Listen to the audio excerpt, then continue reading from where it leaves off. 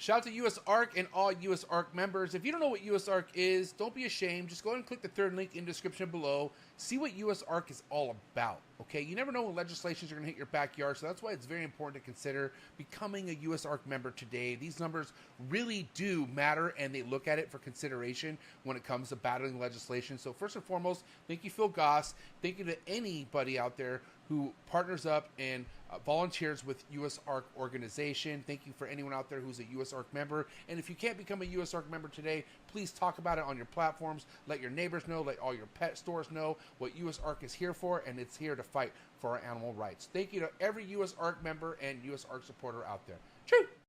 T-minus 30 seconds.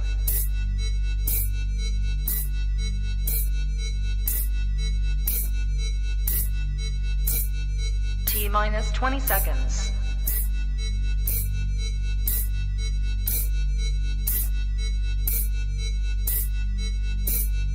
10, 9, 8, 7, 6, 5, 4, 3, 2, 1, 0.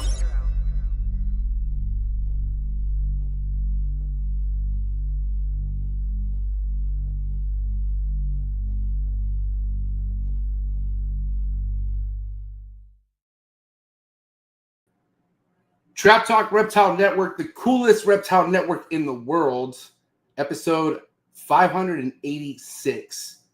All right, we got Mark Heger of Texas Chondros tapping in with us tonight. But if you're looking for exclusive content, if you want to get more out of what you see at each episode, you want to get more a little bit behind the scenes, okay, please join the Trap Talk Patreon family. And you can join the Trap Talk Patreon family by clicking the first link in the description below. All right, as soon as you join the Trap Talk Patreon family, you get a link to the Discord. And you get an awesome, awesome chance to connect with the next level Instagram group chat, the Trap family on Instagram. It's next level, man. So listen, shout out to my Trap family. All right, shout out to my trappers. But yes, I'm your boy MJ, man. If this is your first time tapping in, you're in for a treat, first and foremost. But get that like button hit immediately right now. All right, and smash that subscribe button, hit that notification bell. Select all, you'll be reminded of every single Trap Talk Reptile Network episode that happens 7 days a week. That's right. This is the only Reptile Network that is 7 days a week, Monday through Sunday, all right? Nothing but relevant content for you to gain from, all right? It's fun to learn. So listen, thank you so much to all my other hosts. And again, thank you so much wherever you listen to Trap Talk Reptile Network. You can also listen to all these episodes on the major audio platforms, okay? So if you're an Apple person or a Spotify, you like to clean and don't have to look at your phone or whatever, dude, go listen to this on all the audio platforms, okay? Thank you so much for all the growth on the audio platforms. It's awesome to see, and leave a review over there as well. But yeah, listen, we're getting out of business tonight. Enough is enough. Mark Heger, love the guy, right? His taste, not so much. Okay, we're going to talk more about what it is about the yellow neonates in our beautiful chondro world being compared to red, very potent, powerful neonates. Love them both. Let me just get this out of the way, okay? I love chondros, period. Even though Ryan Young's like, bullshit, no, he doesn't. No, I do. Red or yellow, I love them. I think we need both. But hold on. Hold on. If I had a beautiful monocory clutch and they were all reds, I'm going to be a happy person. But Mark Hager's the type of individual who will boo you in the comments because there's no yellows in there. What? And this is not the first time I saw this on Saltzman. Shout out to Steven Saltzman, by the way, Cosmic Chondros. But it's not the first time I witnessed this type of behavior from Mark Heger. So I know he has a type of burn, a type of passion for the yellow neonates. I don't see it. Okay, maybe I do. I don't want to lie to you guys, okay? A lot of the stuff that went down today was a little bit of trolling. I see it, okay? It's just different. So we're going to get down to it. Enough is enough. Shout out to people in the chats. And I, first and foremost, vote. Please vote. I want legit votes. Mark had a little poll. Our homie Sal had a little poll. I think Sal's numbers were more legit. I'm not a politician or anything, but numbers looked a little bit more accurate on Sal's behalf. So why don't we find out tonight on Trap Talks live chats? Go vote. Are you team red or team yellow when it comes to the most powerfulness? Like what you got to pick one, okay? That's It's what it comes down. Let's have fun first and foremost. But enough is enough, man. Bill Stiegel in the house. Shout out to all the heavy hitters in the house. You guys are beautiful. It's amazing. But I want to get this show on the road, okay? Because this is unfinished business. I'm warmed up. Mark's been warmed up, okay? So you guys are in for a treat. Let's get this on the road right now. Debate. Trap Talk debate with Mark Heger, red versus yellow, Chondro Neonate. Let's go. Cheers!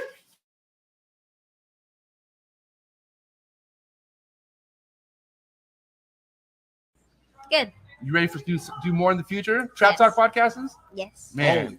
Only Trap Talk. Exclusive. Yes. Exclusive. Oh. So stop calling us. Rub the spot, get the club to pop. When I come up with the crop, God love it or not. I'm hot from the hop to the rub the spot, get the club to pop. When I come up with the rub the spot, get the club to pop. When I come up with the rub the spot, get the club to pop. When I come up with the rub the spot, get the club to pop. When I come up with everybody, we do it. Everybody,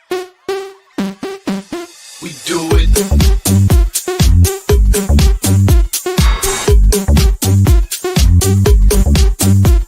Do it. Do it.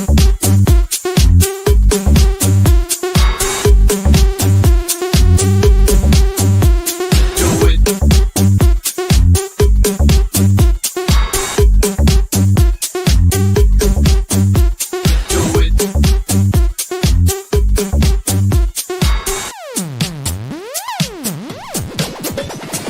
Rub the spot, get the club to pop. When I come up, rub the spot, get the club to pop. When I come up, rub the spot, get the club to pop. When I come up, rub the spot, get the club to pop. When I come up. All right, let's keep it clean. Here are the rules.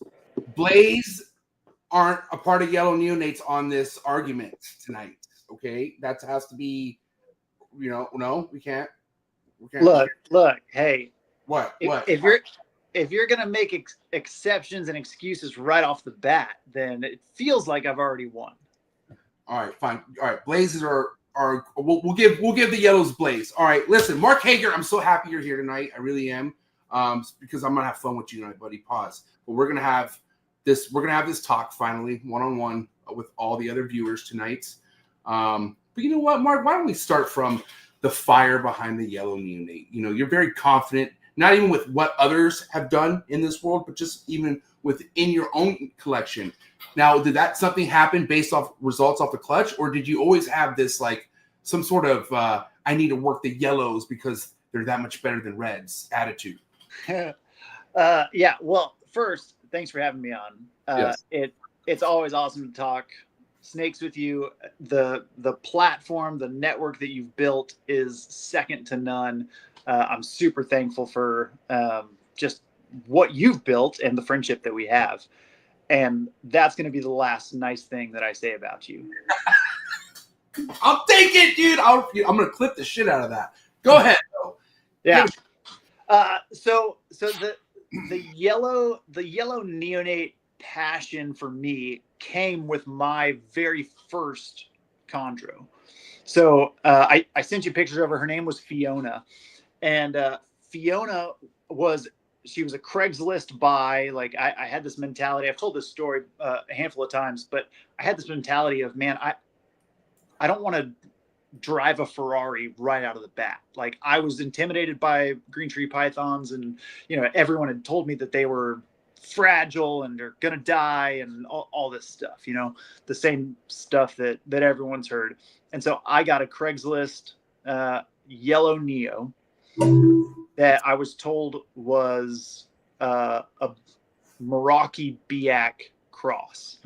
And as she went through her color change, she just got more black, more blue, more yellow. Like she had all the colors.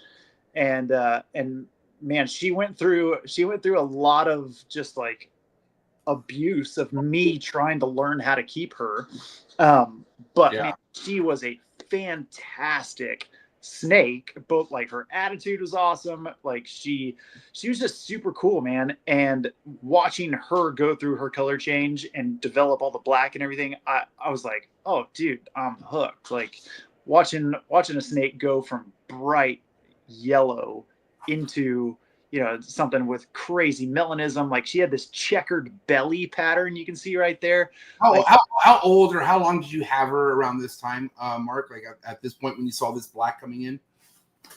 She transitioned pretty early. Like I got her like kind of right before she started changing, and she was probably right around a year, maybe under a year, when she started changing. She was still pretty little, and that picture was probably when she was around 2.5, maybe 3. Okay, now I got to ask you though, like, you know, you got this snake when you said it just started going into its OCC, right? Yeah. But did the guy who you got it from didn't really have documentations on it, right? Like it was kind of like, this is what I think it is. So, and I only say that because, dude, I have one of your snakes that you remember, the one that wasn't eating for you. Yeah. Not a speck of green on this snake, and I'm pretty sure it's well over a year. Like this thing is probably 2 now. Yeah, it's coming up on 2. Yeah, there's no. And I know this. I have a Socrates snake like that where it just before it turned 2, all this green just came out of nowhere. So it was cool to see. And she's a beautiful snake, but like, you know, I'm wondering like exactly how old was this snake before it got into your hands. And I guess you're judging it based off the size or what. And that's weird to do too, Mark, only because check this out. I went to the Reptile Super Show, saw some United States Captain Born. Actually, I knew the ones I was looking at were United States Captain Born because I know the person. And man, they were tiny, man. They were just really, really small snakes. And I don't know what it was behind that, but they just looked a lot small. Like they're about half the size of my snakes, you know, and mine were born October. So I do know like the age and size, that all really depends on how the snake's fed. So I'm wondering like where you feel confidently how old the snake really was when you start seeing all this stuff happening, you know? Yeah. And with her, especially because it was my first chondro, I didn't have anything to really base it off of. Like I hadn't hatched any or, you know, seen how little they were. But now looking back at it, I can say, man, it seemed like she was probably right around that 1 year mark, maybe a little under. She was always a pretty small snake. Like even as an adult female, I don't think she ever got over like 600 grams. So she was small, no matter what. Like even so, she bred for me after I had her for 6 years, and I was like, dude, she's not getting any bigger. I think I need to give her a shot. And question mark. Do you weigh your chondros, like your females? Like is that or that's not really something that's necessary when you go off age, right? No, I have weighed a few just so that I have like just a mindset for what the weight is. Like when people say 1,000 grams, if you've never weighed a chondro, you don't know what it is like, or how to judge that. So just to give it a little bit of perspective, I have weighed a few, but I don't weigh them really ever anymore. Yeah. So anyways, continue what you're saying if you want to. I didn't mean to cut you off. Yeah. So Fiona was the one that like hooked me on chondros, period. And then seeing it from a yellow neo, I was like, oh dude, this is it. This is sick. So I ended up pairing her with a snake named Jack. And Jack was from Rob Worrell. He was a fantastic snake. I got him from Matt Morris. And Jack had tons of melanism, like all over him, like just kind of this like. And were you on the hunt for that, Mark? Like when you saw, okay, this girl's yellow with black, I need to go find something like, or was it this stuff just kind of like the stars align type of shit happened for you? Like what are we talking here? It was a little bit of both. The stars definitely aligned for me to be able to get Jack. But when I had other females and other males, and I was like, dude, like this is the pairing. This is the one that's got to be, because Jack was a yellow neo. He's got this black wash all over him. He had these like steel blue eyes, which was just so cool. And so I knew that I wanted to pair those two together. And Fiona gave me, I think it was 7 eggs, and I got 5 of them to hatch. Okay. and did any slugs, or that was just 7 eggs? Yeah, it was. I think it was 7 eggs and 2 slugs. Okay, that's not a lot. Yeah, yeah. So she was small, and the eggs she laid were pretty big by Chondro standards. Yeah. And then I gave one of those babies to Matt Morris as kind of a thank you for getting me the connection with Jack, and those babies turned out phenomenal. The Jack and Fiona babies are basically the ones that started this Yellow Neo project that I have. So Muse is from Jack and Fiona, Warpaint is from Jack and Fiona, Crow is from Jack and Fiona, and all 3 of those are like just mind-blowing Yellow Neos. I had Sal and Alex Warren over here during the NARBC stuff in October, and I brought down Muse, and both of them were like, there's no way that's a Yellow Neo. Like it doesn't compute. Like he's just something special. He's probably the snake that I'm like most proud of producing is Muse. And when a Muse, I'm sorry. So can you remind me? Muse came from the first Fiona and Jack Clutch, right? Yeah. Okay. All right. So continue talking about like Muse and when you felt like Muse became a star and like, all that good stuff. Yeah. So I kept back all those snakes except for the one that I sent to Matt. One ended up not making it, and then I was left with the 3. So I have Muse, Warpaint, and Crow, and the progression, that one's Muse. Yeah, the progression that he went through was just wild. Like, at the time,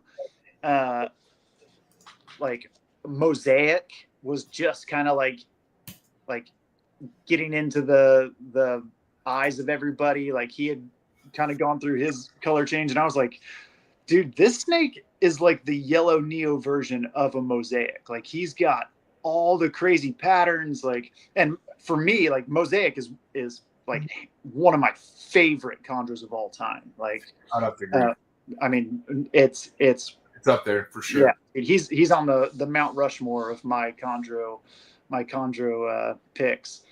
And so when I saw Muse turning into like this like pixelated smattering of colors, like having a ton of black, having a ton of yellow, and just looking wild, I was like, dude, there's something here. Like, and I really couldn't find many other people that were working Yellow Neo projects outside of like locality stuff. So there's people that were doing like pure Aru pairings that obviously were yellow. There's Kofiao pairings that were yellow, and stuff like that. But there really weren't too many people that were just trying to build projects around Yellow Neos, because as people still are, it's like, dude, the majority of people that get into green trees or are even in green trees, like, man, they want a blue chondro, right? Like you see a picture of the sickness, you see a picture of some crazy blue chondro, and you're like, dude, I want a blue snake. And so, like the easy way to get a blue snake is with red neos. Like that's right. The easy way to do it, because you're sitting on 50 years of work with those red neos being primed for the blue blood and everything. So what I did, like, this isn't a shtick. This isn't a joke. Like I'm not trying to be funny. I wholeheartedly believe, for real, that Yellow Neos have just as much potential as red Neos. But no one's put in the 50 years of work for it. I think you can do, I absolutely believe that a high blue animal from yellow neos is possible. I think it's going to look different than a high blue from red neo, but it's possible. Like, you know, it just is. Like, pull up some of the Glazer stuff that I sent you. Like, dude, that stuff, like. So what I want to ask you though, Mark, like, okay, so theoretically, like historically, we know the type of blues we're talking about when we talk about red neonates, right? Like the level of blue. Yeah. And then we talk about the type of blues yellow can throw. Like I was talking to Alex Warren. That guy really backs you up, bro. Let me just say, Alex Warren's a huge Mark Heger fan, as I am. But he was telling me how destroyed I was going to get tonight, anyways. But he was telling me like Aquaberry, right? Like Aquaberry is one of my favorite. Like, you know, it almost something that could maybe pull off as a really, really crazy looking pure locality. That's how clean it looks, you know. But it's not, right? There's not even I don't even think there's monochrory in Aquaberry, and I thought there was. Yeah, I think it's a Aru Jaya cross. Yeah, but it's a yellow neonate, right? And that thing's fire as hell. But the thing is, it's like the level of blue that we see yellow taking is something completely different level of blue that we already see that has happened, you know, back with Trooper. You know what I mean? Yeah. And that's something that has stuck with it, and that's why people have been so adamant sticking to that route. Now with the yellows. And obviously this could be from it not being as worked so much, but don't you feel like don't you think there would have been a time by now that someone felt like the potential of blue isn't even worth chasing because how crazy red already is? Or because I'm pulling up some of the Glacier stuff, but I'm saying like what I did that Dave Deep production I just pulled up, and we'll compare it to this Glacier stuff, which is crazy too. Don't get me wrong. But yeah, I'm just saying two completely different types of Project Blue snakes that we're talking about here, right? Like, absolutely. And again, I don't think a yellow neo high blue animal is going to look the same as a red neo high blue animal. But I seriously don't know anyone, at least in the States, that is pursuing a high blue yellow neo project. Like the high blue animals that are red neos, man, they have 50 years of gene stacking, like combining all the stuff. Is that number confirmed, or are you kind of like beefing it up a bit? That's 50 years. That's a big gap. Like, how are red 50 years ahead of yellows? I'm curious. Well, bro, we're in 2025. Like that, we're half. You know, are we that old? Is that what it is? Yeah. I mean, so like, the 70s, right? So I guess you're fucking right. Yeah. So Trooper, he started doing his stuff in late 70s. Like, so, you know, a handful of years off, like. Okay, sorry, 40 years. Like, you know, that's still a lot of years. It's a lot. It's hard to like. That's a hard pill to swallow just to like say those amount of years. You know what I mean? Oh, for sure. And you're right. Like again, if you want a high blue chondro and you want it now, absolutely get a red neo. I'm not an idiot. Like I know it's out there. You know it. Yeah. But there's people that just want what they want, and that's fine. Right. I'm one of the people that, man, I want to make something that hasn't been made. I want to create something that, you know, is unlike what anybody else is doing. And so, man, I think that yellow neos have been hugely undervalued in building projects around, and that if there were the same amount of people working generation after generation with yellow neos, going after whatever look you want, high black, high blue, high white, high yellow, all the stuff, man, I think they have absolutely as much potential as the reds. I think, again, the end result might look a little different, but ultimately, like, the potential's there. It's the same species, you know. Jeez. As you can see, the red people don't have a problem holding it together right now. You know? So, Dude, I'm jerry rigged right now. there are levels to this, guys. But here, this is what I want, right? Like this is first and foremost why I love reds, because if I hatch something like this, Mark Heger, just as you are fucking. We're going out to fucking. We're going to Black Angus. Like we're going, dude. We're going to Disneyland. You feel me? Like this. Yeah. I don't know about you, and can we keep it real? Like this is something you should celebrate, right? Especially if it eats, looks great, and there are so many different levels of red, which we'll even look at tonight, that give you that confidence. Like, yes, that's what I'm aiming for. Now, I'm about to show you what I want out of yellows, and respectfully, it's something you sent me. But if I could get shit like this, Mark, I'm on board. I'm fucking on board. Show me fucking goddamn neonates that hatch out looking like this. This is fucking nuts. Okay? There's one right there. I know. That's what I'm saying. Like, I've never seen this. This is crazy. Yeah. Maybe I have. You have sent a lot of like refresher, like the yellow one. I was like, oh my god. Like, trust me, you can't. We're coming with some heat tonight on both ends. So that's one of the Glazer babies. It's from Europe. You know you're not letting this thing go personally. Like if I see something like that. Yeah, there's another Glazer picture in there, and the animal is electric blue. Like, is that out of the group that you sent me? Yeah, it's in that same. It's probably one or two photos away from that one. I already sent. It's right here. I pulled it up right now. Well, go ahead and keep talking. I'm sorry. Yeah, so the Glazer line, and really Europe in general has done, in my opinion, way better with yellow neos than the US has.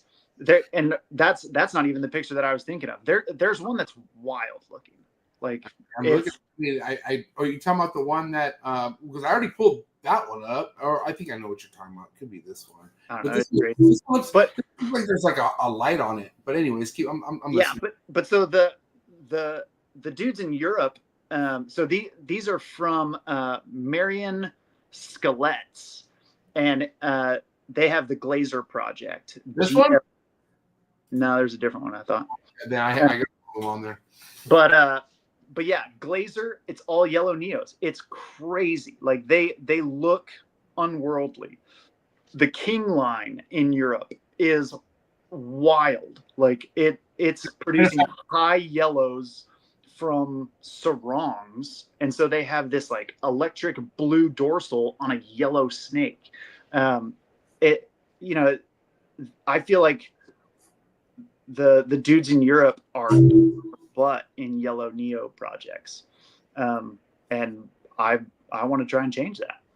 So if we can't, we're like I said, we're looking at these style of blue snakes in a yellow, and it's more uniform. Like it's more like it's tight. Like it looks like someone like drew that on there, like which is awesome, right?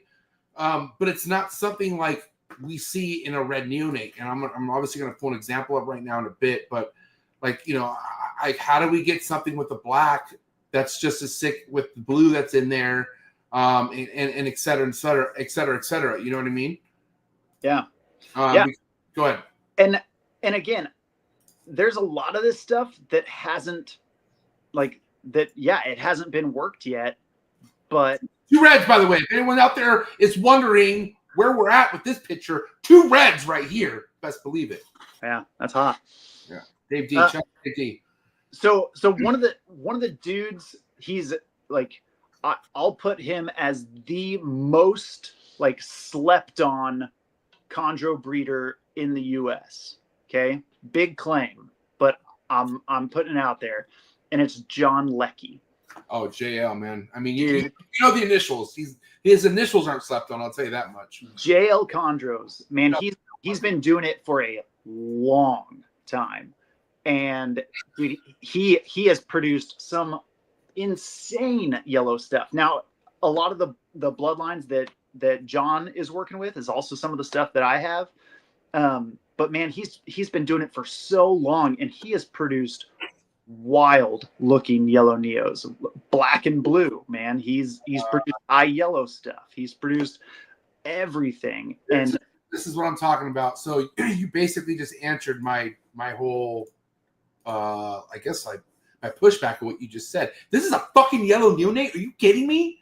that's John Leckie, dude. Joking me right now. This was a yellow neonate, Mark? That's a minty green blue snake with black all over it. And it was from a all yellow. Where's that snake at today, though, age-wise? Where are we at? Like, how old is this snake? Because I mean, not to take anything away, this is crazy. If this is a yellow neonate, this is a huge, like, MJ's down and like there's a count. I just hop back up. I'm good. But this right here shut me up on that end. I didn't know. I didn't know the yellows could do this. Yeah. Yeah, and that was from an all yellow clutch. Like there's not a chance that I like pulled the one red Neo out of John's wet. Like no, that was from a all yellow Neo clutch. And I don't know where it is now. I don't know that at that point. I bet that snake is probably between 2 and 3 years old, maybe closer to 3. I'm gonna pull another one up, and I don't know if this is like a clutch mate, but I mean, you're right. This is and what's crazy is like with your black coming on your yellow neos, your neos are staying more yellow than green, and you're getting like yellow and black. Yeah, these are actually turning green in a sense to where almost like a redwood, but you're getting all this black melanism in it, and that's confusing first and foremost. Like I can't be looking at a yellow neonate right now. And from in my collection, that's how war paint was. So you of all people should remember war paint because I got war paint. For about the first like 2 years, 3 years you were in it, war paint was the background of your phone. Yes. Oh my God. And dude, that you remember that? Was a yellow Neo. Dude, you just unlocked a fucking memory right now. Hold on. Dude, get nostalgic. I forgot. Here it is. I found it. And this is when you sent me this photo, I think via IG or in person. I think it was in person, right? I can't remember. Anyways, this fucking photo right here. Oh man, this takes me back. I'm not gonna lie, because you want to talk about like motivation and just like kind of being your biggest like motivator. Like I had this on my screen just to motivate me that I was gonna get something cool like this someday. Still haven't, but I'm just saying, like this is fucking nuts. And that face, man, I think I had it for like 2 years. I had this as my background on my phone. Yeah, it was a while. I remember. Here's a core memory that I have of MJ.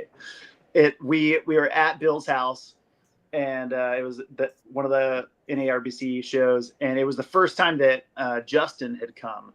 And you're like buddy with Justin. Like I don't know if you guys had been like friends before that, but it seemed like, oh dude, okay, MJ's like he's like landing on thick, like he's working on this like tight knit friendship. And so I come up and I'm like, oh hey guys, how are you? And you introduce me to Justin, and you show him your phone, and you're like, dude, this is the guy that produced this. And I was like, dude, yellow Neos for the win, bro. but I don't think I was all kind of like really on a team that back then, because I think or maybe I was. I think, like I said, what happened with me kind of opening my eyes to, because dude, when you like something, you like it, and you go down this, especially with Chondros and anything else, reptiles, you go down this fucking rabbit hole of looking at what you like, and the reds could take you there big time. But while you're looking at the reds, you don't really understand what's being worked, but not being worked enough. Okay, which I want to get into this next topic. Okay, before we do, I'm curious. Like, actually, no, let's just get into the topic. Okay, now. The best way to confirm that you have a pairing that can make more black snakes, how many clutches do you need before you could confirm something like that? Yeah, I mean the crazy thing, like I think black is super easy to reproduce in green trees, and I think it's really easy.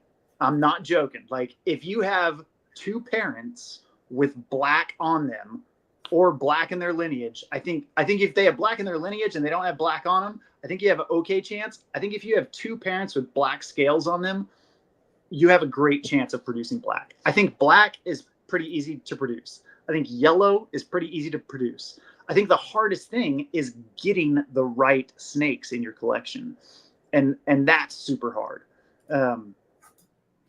But I don't think it's difficult to get a lot of the desired looks that people want if you have the right snakes to do it. So, but what are you getting feedback wise? Like, you know, as far as the desired, like, need to get into a project like what you have, like, you know, because like, for instance, Bill, like, I think there was one pairing he showed and I was like, you know, I haven't told him that I wanted something, but I was like, fuck it, let me try. He's like, MJ on a wait list of 60 people. I'm like, never mind. I'll fucking talk to you later about it. But you know what I mean? Like he has that. He has that. You know, so he's the mayor. But yeah, it must be nice to be the mayor, huh?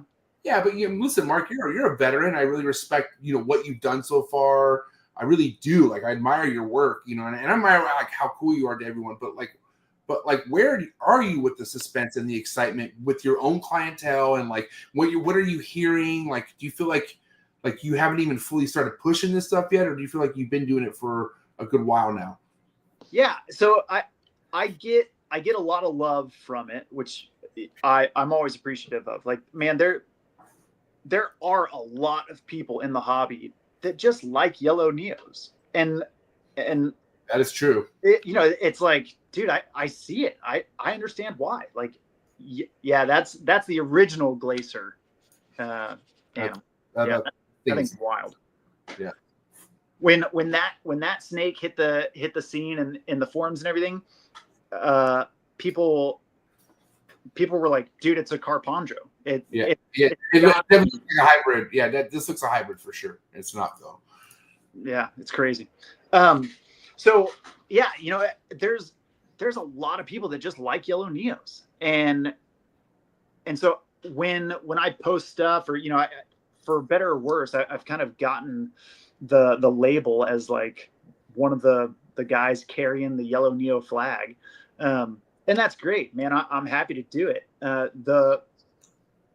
I have sold a handful of yellow neos from different clutches and everything, and but the like real potent yellow neo stuff, I haven't let go of any of it, really. I've kept on to the large majority of it, because in like, dude, like next year I have the potential to hit some really crazy stuff, and then the year after that it's like, it's game on. Like, dude, I don't say this to be like a pretentious jerk.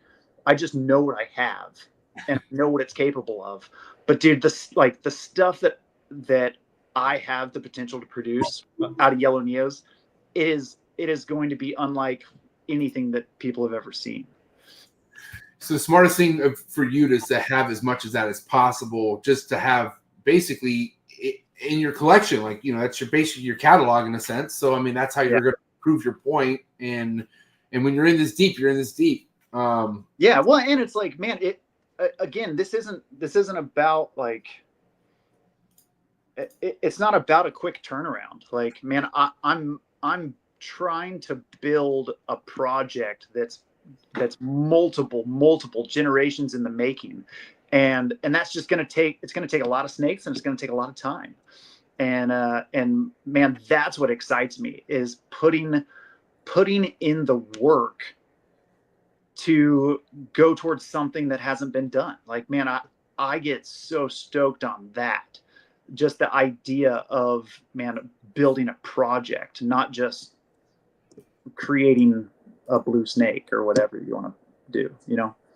Oh, man, this is crazy. You know, because listen, we can easily go back and forth, and it's kind of like almost, which I need to, like I said, I told Mark at the end of the day, we are going to be creating awareness on the beauty for red or yellow neonate. At the end of the day, you need both. And I'm not just saying that because I've already been knocked down a few times in this episode. I'm saying that because that's how I really feel. I love yellows, and I feel like I would always have a yellow neonate breeding at some point because I love it. And, yada yada yada. Okay, but the thing is, we talk about where we're at with reds and how they're so far ahead. And based off what I'm seeing, dude, I do see some shit that I want to say, I want to show Keno Snake in a bit too, because I forgot about Jamaica. And it's really hard to keep up sometimes, like with the memory of everything. But, I'm just saying there are some things that could be potentially headed that way. But this is my favorite goddamn snake on earth right now. Like this snake right here has my heart. I've seen it in person. This snake's owned by Socrates. Yeah, that's a hot snake. It's fucking nuts, man. It's nuts. And what I'm saying is like, this thing is going to be producing babies, Mark. Obviously depending who the mom is, but I mean everything Sock has is no joke. So there's more likely going to be one of these fucking John Irby clutches or these other big dog Dave D clutches where they're nothing but maroon, dark, fucking ridiculous babies. Like something where you want to keep all of them, right? How are we going to get yellows like that?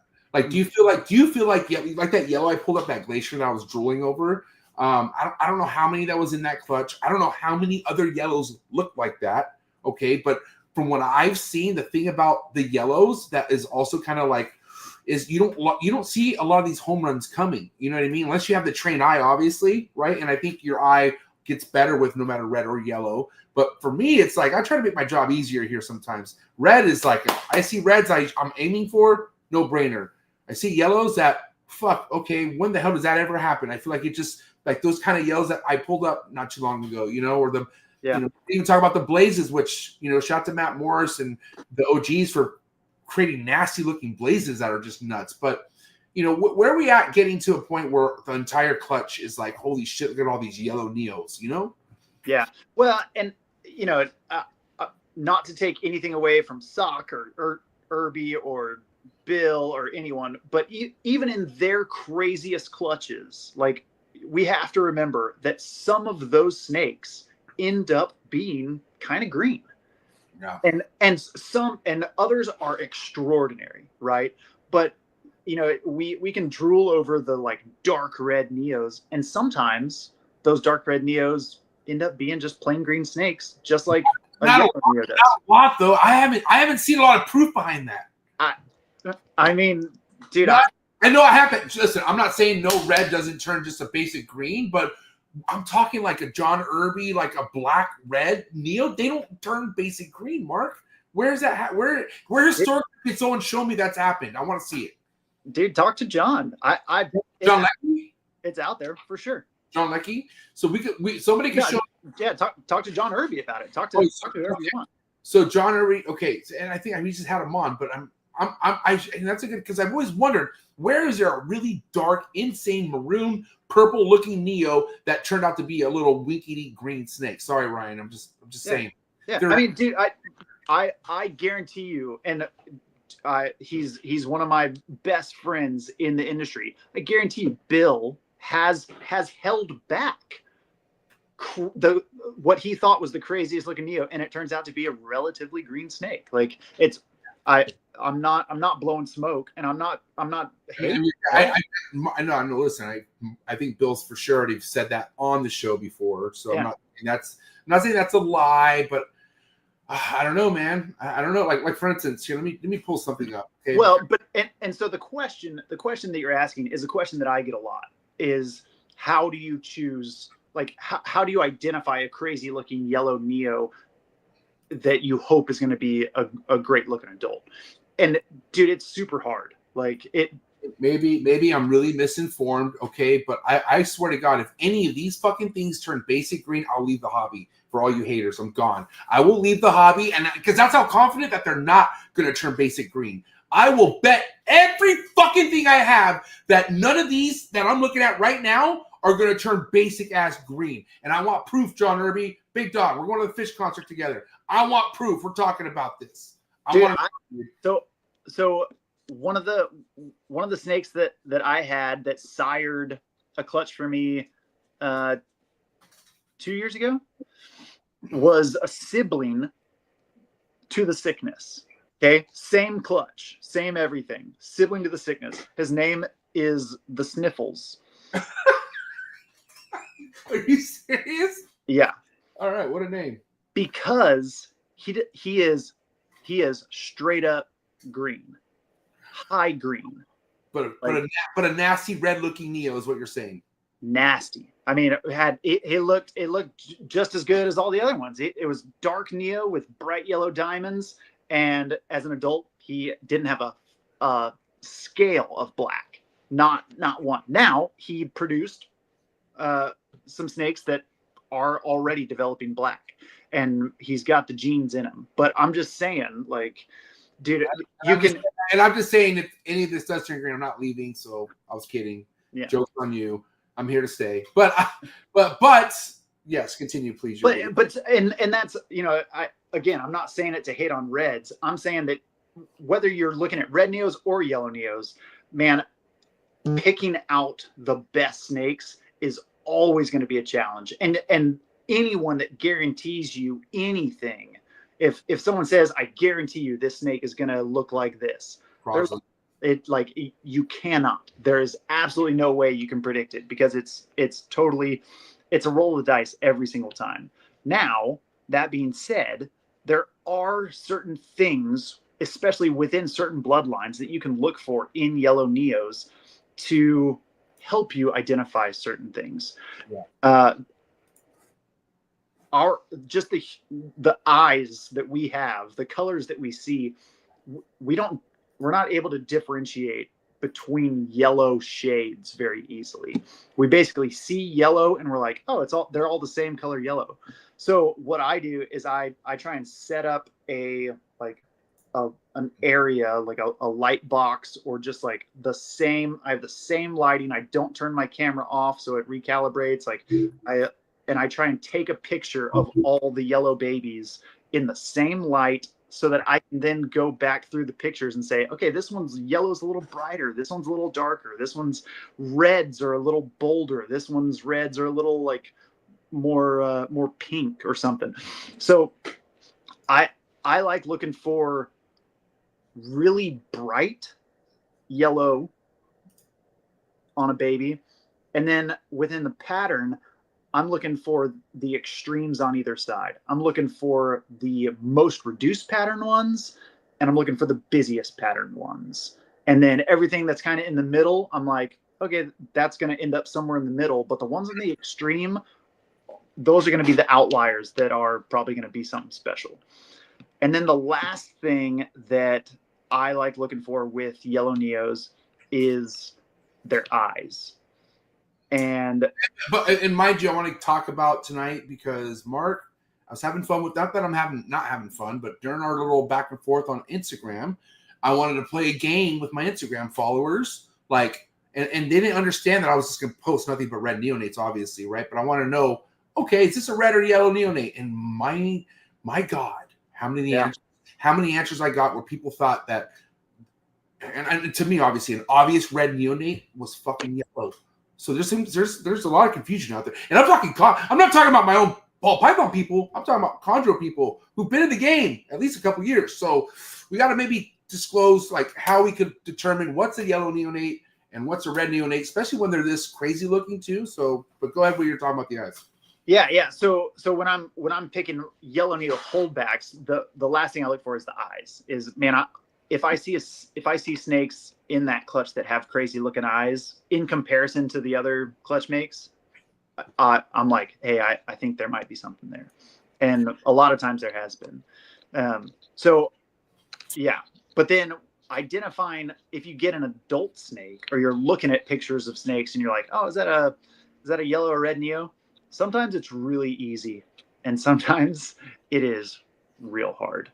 Carly put up a thing on her story of like, hey, guess the neonate color. I had to take it to a whole I was trolling and doing all reds, which made it fun. And then Carly actually got me stumped, and I was looking at it, and I was so scared to answer because I just got done shitting on people, and now I'm like, God dang it, like Carly. Yeah, shout out to Carly, Coastal Morelia. Yeah, she's awesome. She's something else first and foremost, but she's.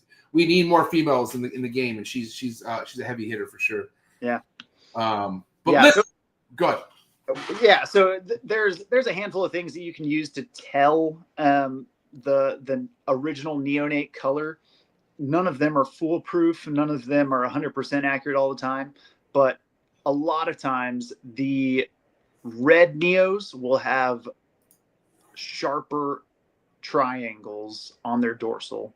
And a lot of times those triangles, especially on like the Maniquari, the Jayapuras, those will be open triangles where there's actually like a middle to them. Where in yellow neos, a lot of those highland animals are going to have their dorsal patterns more of like a drip shape instead of a triangle. There are exceptions to that. I have some in my collection that yellow neos with sharp triangles. But it's just one of the ways. Another way is eye color. Typically, red neos will have red eyes, and they'll have those red eyes until they reach some type of maturity. Where yellow neos, they'll sometimes have red eye stripes, but their eyes aren't really red or orange. They're just striped a little bit. So some of that you can tell, but it's never perfect, and it's really hard. All right. Well, but I will say there is no locality. There is no pure locality that only serves red neos. Every single locality out there is either all yellow or reds and yellows. And that is the coolest thing about chondros, in my opinion. There is no other snake on the planet that has babies so radically different from each other that you can have in the same clutch. And so like with Steven Saltzman's Maniquari clutch today, he was thinking that he was going to have yellows in it. And man, I'll tell you, there's nothing cooler than hatching chondros when a dark red baby is poking out next to a bright yellow baby. That it just like, dude, there's nothing, man. See, Mark, I get it. Like, I mean, you should do that to say you've done it, but you can't say like. Oh, and like your comment first and foremost, bro. Like, bummer that there's no yellows. Like, really? Read the whole comment. Get real. I mean, you did say awesome job, and you said killer, but the bummer part. All I can focus on is bummer when I'm like, where's the bum? I don't see no bums. Well, and it's because I knew he was thinking he was going to get yellow neos. So. Oh, okay. So it was more like inside joke thing. Us Texas people, we got each other's back. We know what's going on. All right. Well, listen, before we get into this next topic, all right, we'll be right back with our shouts from our sponsors tonight. All right. So hang tight, guys. Sorry for the interruption, folks, but a quick word from our sponsors. One of the biggest growths we have in the reptile industry today are the rare species of reptiles that aren't worked with. That's right. That's why I went ahead and partnered up again with Brian Susan over at SUNDOWN Reptiles. Brian works with species such as kahua geckos, gargoyle geckos, all species of tree monitors. He works with Abronia and many other cool species geckos that you can check out all on his website. Head over to sundownreptiles.com, see what he has available. Brian's one of the best doing it in the reptile industry today. He's been on the show multiple times, so make sure you check out all of Brian Susan's episodes on Trap Talk Reptile Network. But more importantly, for the highest quality of captive bred reptiles, make sure you head over to sundownreptiles.com and make sure you give him a follow on Instagram. Thank you again, Brian Susan over at Sundown Reptiles. For the #1 PVC enclosures in the reptile game, no better place to visit than Focus Cube Habitats. Excited for today's sponsor, Focus Cube Habitats, #1 enclosures in the reptile game by far. Everything you see behind me are 3x2x2 PVC designed enclosures by Steven and Ashley over at Focus Cube Habitats. They're based out of Texas. If you head over to their website, you can select from over 30 plus different enclosure designs that they've done. Two of the hardest working people in the reptile hobby today, and I'm so excited to add more Focus Cube enclosures. So much again, Steven and Ashley. I appreciate the 5+ years of partnerships that we've had together. Looking forward to growing more. Head over to FocusCubeHabitats.com. Head over to their YouTube channel, subscribe, and check them out on Instagram. Thank you so much, Focus Cube Habitats. Cheers! Sorry for the interruption, folks, but a quick word from our sponsors. Diversity when it comes to a reptile diet, I feel like is so important. So this is why I'm proud to announce today's sponsor, Blake Exotic Feeders over in Florida. What is up, everybody? Blake here, the owner of Blake's Exotic Feeders. We have all quail available at all times, produced here at my ranch from button day old, from Coturnic day old all the way to extra large Coturnic quail. If you guys have any questions, DM on Instagram. Appreciate the support, you guys. Make sure you guys hit me up. We have all the quail, like I mentioned, and everything is shipped right here from my house. If you want the #1 quail sent to your doorstep and more importantly fed to your reptile, no better company than to go to than Blake Exotic Feeders. #1 quality in quail, hands down, and I gotta tell you, my reptiles love it just as much. It'll give you a peace of mind to know that these quail are grown on his property and it's not bought third party. Head over to his website, Blake Exotic Animal Ranch, to place your order, or you could just hit him up directly on Instagram. Let him know that the Trap sent you and he'll take extra good care of you. Thank you so much, Blake, for supporting the Trap, and also thank you so much for sending me top quality homegrown quail for my animals. When you think about building a good community and being a leader of that community, nobody comes to mind better than Mark Heger over at Texas Chondros. That's right. Make sure you head over to TX Chondros on Instagram and also head over to Mark's website. See what he has available green tree python wise, and be ready for quite the 2025 green tree python breeding season out of Mark Heger. He's a veteran in the green tree python game, one of the best and nicest breeders in the green tree python game. He's been putting on the whole state of Texas for as long as I've known him. So if you want to see all the amazing other chondro keepers out of the state of Texas, another good reason to go follow Mark Heger over at TX Chondros on Instagram. And again, head over to his website, texaschondros.com. You can find all the links in the description below. Thank you so much, Mark Heger, for supporting the Trap. Cheers. All right, bro, go easy on me now. I mean, that was quite the freaking promo right there, I would say. So it's kind of like, ease up on me a little bit, all right? Listen, I have some dirt on you. Dirt? Yeah, dude, dirt. Straight up, this is a smear campaign. Air it out. So back at the Daytona show, rumor has it, you were looking at two chondros. You were like, oh man. Hey, Ryan Young's a snitch, bro. Which one do I go with? And then straight up, you asked Ryan Young. You're like, hey man, which one should I go with? And you're like, this one's way better looking, and it was the yellow Neo. I did go the healthier looking routes, but it was I like the markings on the Jaya compared to the I think it was even a Cyclops, labeled. But cool, yeah. Way to go for making me I definitely have an explanation behind all this first and foremost. Okay. Yeah, sure.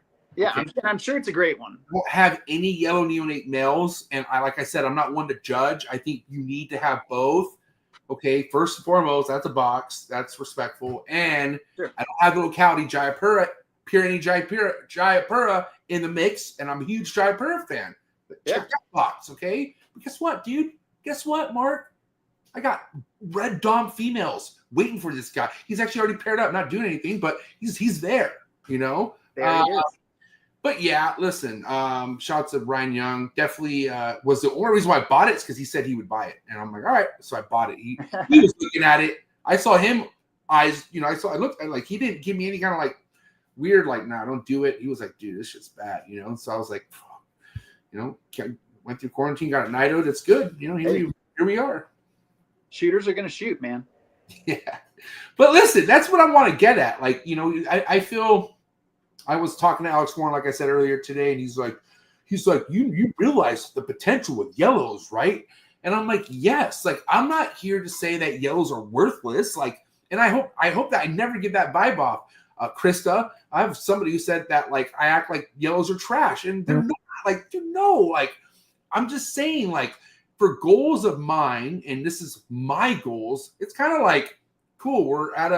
We go to Vegas and those buffets that have all different types of food. You got people that want to go to Mediterranean, you got people that want to go to Asia, and you got people who want to go to fucking good old American. You know what I'm saying? You can't tell me where I want to go eat at. I'm gonna go eat where I want to eat. Okay. And the thing is, I like a lot of the stuff that I'm eating in a sense, but it's kind of well, maybe you should just go to Mediterranean for a little bit and just dabble, maybe put that on the same plate.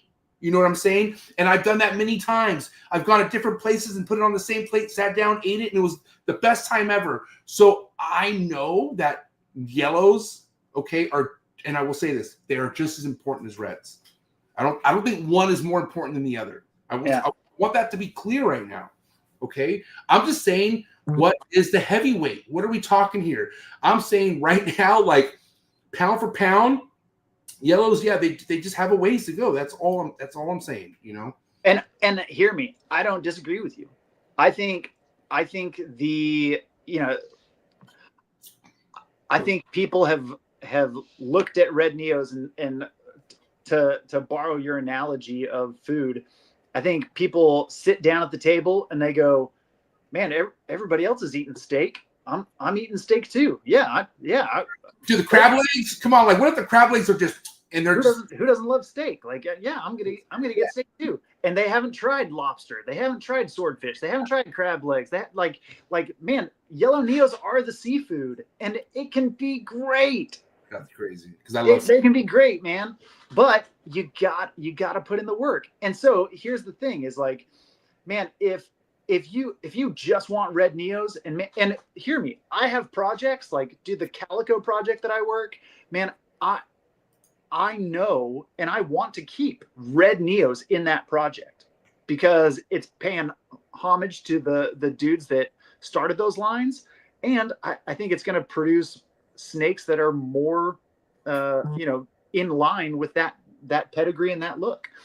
But there are also there's so much untapped potential with yellow neos where, man, I think reds have all the potential in the world. Like and it's not, it has been tapped, you know, like it's the easy choice. If you want a banging killer, crazy looking snake, absolutely go red if you want it right now.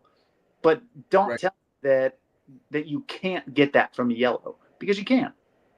But like I said, if you want to, like, in a sense, get ahead, and what I mean by that, you want to drop some fucking coin, that's the red department, I feel like. Now, but the thing is, based on what we're talking about here, the yellows should be in that department easily as well. But the whole like drive towards that is just not there yet. I feel like with time, obviously that changes everything. More episodes, and like I said, you know, in a sense, this isn't really a debate. You know, because the both are so important. And I want to say shout out to Sal. Sal's definitely somebody who put me on with the whole UK line. It's Glacier, right? That's the name of the Glazer. Glazer. That's okay. So Glazer, and I first heard it from Sal when I had him on the show, and then to see him have a red yellow, success in October with that blood, like listen, you're right, Mark. If I had that Glazer fucking shit going on, I would be really happy with some yellows. I wouldn't be mad. I really wouldn't. Yeah. And dude, look how dope that clutch looks with a dark red neo right next to a bright yellow one. Like, but Mark, it also depends what your goals are, correct? Absolutely. Right. Absolutely. Without a doubt.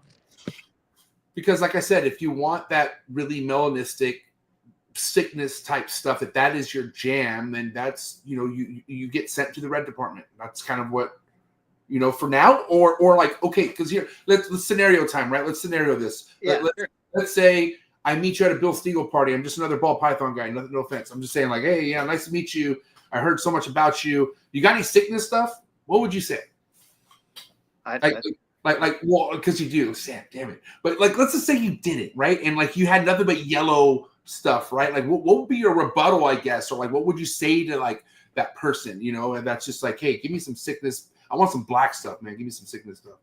You want a high black melanistic snake? I want green and black. I want I want blue. I want blue and black. I want green, blue, and black. I got that. Yeah, I got that. How much money you got? But I want a red neo. I don't want yellow. Well, I got that too, but okay. It's crazy. You're talking to the right guy now, because I got both. So, but obviously, like, you presented at what, like, the same level, even cost wise, or where do we when do we get to the conversation on why yellows are priced the way they are, why the red is priced the way they are, to where we don't lose the customer wanting a yellow, Yeah, and dude, I was thinking about this a ton this week, of like, why is it that way, and I might have gotten like kind of heady with it and like maybe thinking too much, but here's the thing that I arrived at, and people in the chat, if you want to jump on board with this theory, or if you want to knock it down, that's fine. Just let me know. So when a shipment of chondros comes in, imports, okay, what do you see way more of, reds or yellows?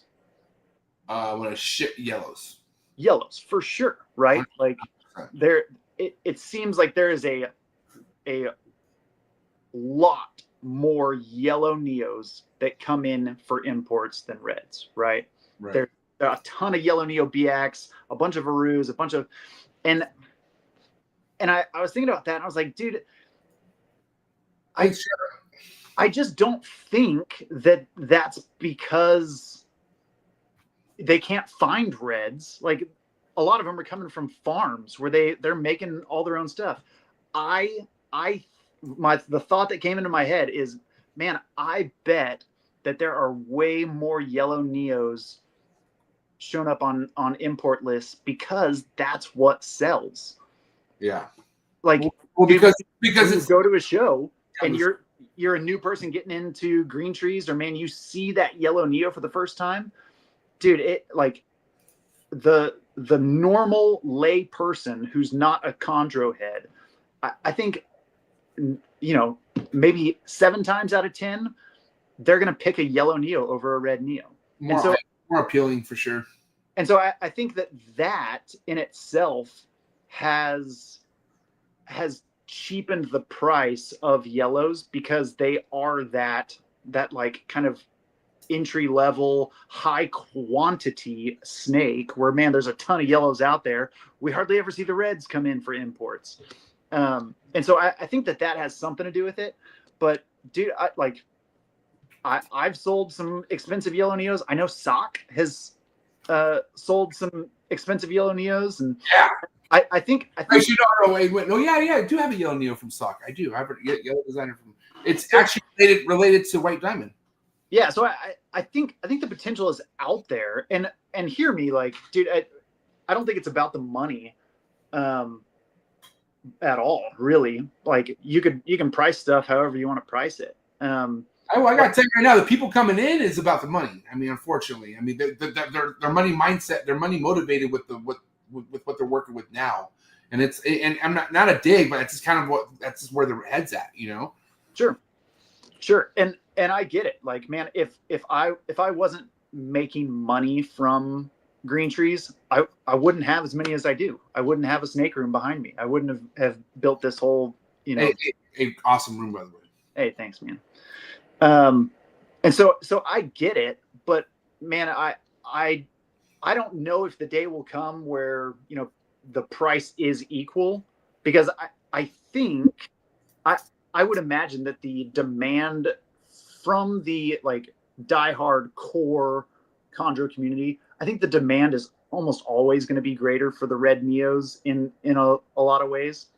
And my goal is just to open people's eyes, like the ones who want to do something different, man, don't be discouraged by going away from yellow neos. So I don't know if the prices will ever even out. Well, I mean, listen, at the end of the day, I don't want to give props to the homie right now, because I do remember seeing this snake a while back, and where's it at? Oh, here it is. And I cannot believe how I could forget a snake like this. Shout out to Kino. This is Jamaica. Yeah. But this is a yellow neonate. And mind you, if we were to just like put this in a gallery full of reds, and you would just skip through thinking this is just a red. You know what I mean? Fucking badass snake. I hope Kino or someone else makes more snakes like this from a yellow to yellow pairing. Or I mean, that's the thing too, Mark. I feel like nothing wrong if you could go yellow to red and make stuff like this, but there needs to be more pure yellow clutches that show shit like this. Is what yellows really need on their side. Yeah. Which I want to kind of get to next is project wise. Like, do you have stuff that you only put yellow back into because like you're trying to prove something here, Yeah. I mean, and that's really the goal. Right now, the only people that are really doing like that high black yellow to yellow neo pairings is really like John Leckie and me. There's just not too many other people that are pursuing that stuff. Now, I think a lot more people are starting to get into it, and they're starting to chase those projects, and they're realizing like, oh man, like this is something that I want to do. And that's great. Come on, join the party, jump on the train. Let's freaking do this. But for me, yeah, there's absolutely stuff that like I'll never pair Crow, who is one of my Jack and Fiona babies. She's the female that I have. I'll never pair Crow with a red male ever. She's only going to get yellow males. Because and that's because you want to make more crows. Yeah, because I want to see more yellow neos. Like she's my like cornerstone female of the yellow neo project, and I'm not going to waste any clutch of hers with producing red neos. I'm just not, because a female chondro, if they're long lived, if they're like healthy and going the distance, man, they might get 3, maybe 4 clutches if they really like if you're really pushing. And so, man, it's just not. It's not worth it to me to waste one of those clutches getting red neos from her. Is this one of your recent pictures of Crow? Like this is like yeah. Dated Yeah. and this is a female. Yeah. And how old is she? She's 5. So she doesn't have as much black as what you see on Muse and other ones, is what you're right from what I'm seeing. Yeah. Yeah, she her black is a little bit more like Subtle. A wash. Like she's definitely got those black scales on there. her. Yeah, definitely. And when she was in that like 2 and 3 year old, man, she looked great. She looked just like her mom, really. She looked just like Fiona. But so she produced a clutch for me this past year, 2024, with Muse. So I did a sibling pairing, brother to sister, and that's where I got those crazy neos that I posted today on that reel. Those all came from Muse paired with Crow. Is that the most recent reel that you did, or is that the one like Yeah, it was the one from today. And okay, let's talk about that clutch real quick. So, because this is the example that we could kind of go off of. So, Muse to Crow, right? Yeah. And only yellows could come from that because it's yellow to yellow, right? Correct. Okay, so why don't we look at this reel? Mark has been a complete bully on Instagram earlier today. I'm just over here just trying to hang out time, but okay, so these are all yellows, or can we let's get to it? What's going on? Yeah, all 4 yellow neos. 2 of them. That's fucking nuts right there. That thing is nuts. Yeah, that yellow and black one is going to be something special for sure. But go ahead.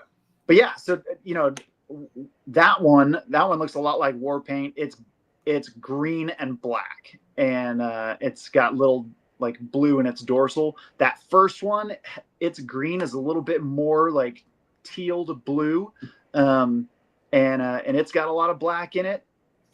And man, there's a lot of variety in it. It's a small clutch. Like I got 6 eggs. 1 went bad, and then 1 neo came out kind of kinked, and so got those 4 babies. I'm still excited to see where that Blaze one ends up. Oh, this is the foundation right here, bro. Like this is not the foundation. This is a franchise right here. Like this right here, Mark. God bless everything you're saying tonight, because you have it. I get it. You have the roster. You have everything you're seeing. Okay, this isn't kind of and another thing that me and Alex was kind of going back and forth about was like you could see, like there's like anybody could see what we're fucking looking at here, the potential where things are headed. But it's difficult when it's just only 2 guys doing it. You know what I mean? Yeah. Now, but that's by choice too, because you refuse to like give that out to totally. Which is fine. Like there's no rush. It's totally. a good place to be. And that's one of the biggest differences for people getting into chondros. Like, man, it is just, no matter how you play it, it is a slow burn. Like you can raise a ball python up to maturity in 2.5 years. Man, you got to wait at least like 4 years minimum for a female to be ready. And hey, Mark, let's be clear about something. You almost want to be okay with, like, the more mature, the better in your sense. Like Absolutely. even if you got a big girl, she's 3 years old, like, you know, this is something you don't push. Like, you don't push it with these.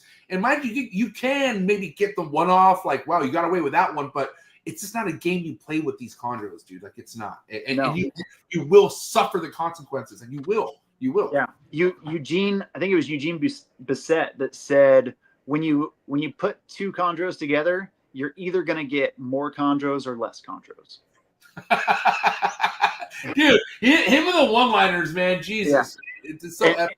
And so, man, like, dude, it's just a slow burn. Like, so you got to wait 4 years, and then most people will give a female a year off in between, or maybe they'll do 2 years on, 1 year off. And so, you know, ultimately, and then, you know, by that time the female's aging up. So like I said, if you get 3 clutches out of a female, man, that girl did work. And man, you should feel super lucky, because it's just not typical.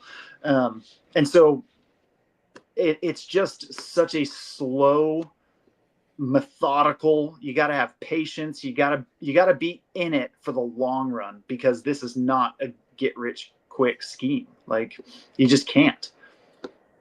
Now, let me ask you this though, Mark. You know, I always want to look out for people who are coming into this, like, where they love it. Like, you know, you love this shit. All you can do is think about it. Like I said, when I had your phone as a backdrop, you know, seeing a snake like that, and like the thoughts of like producing something like that, you know, even to this day, just seems dreamy, right? But like, dude, I didn't come into this game with money. Like, I was in a rough spot. So I know I'm meeting people who are like, dude, I can't wait for my first fucking chondros, but I don't have fucking $7,000, you know? And I don't even encourage someone to buy their first chondro with a, you know, if you can avoid a comma, God bless you, right? But some people don't understand, you know, because you get attached to these first and foremost, and you should get attached. That's the whole point. You should get attached to it. So, you know, you have the risk, right? And that risk could be like, all right, you save some coin, you got a $500 import. But that $500 can now be a vet bill if you're that concerned, right? And you could go down that rabbit hole. But like, should somebody just not get into the chondro game if they can't afford a designer? Like, where in your experience do you feel like somebody who really wants to be a part of this should, you know, maybe see what it's like getting something that isn't maybe captive born and bred or whatever? Even, I don't know. You know, I'm just saying, how do we get this to grow where you don't have to be a baller? You know what I mean? Yeah.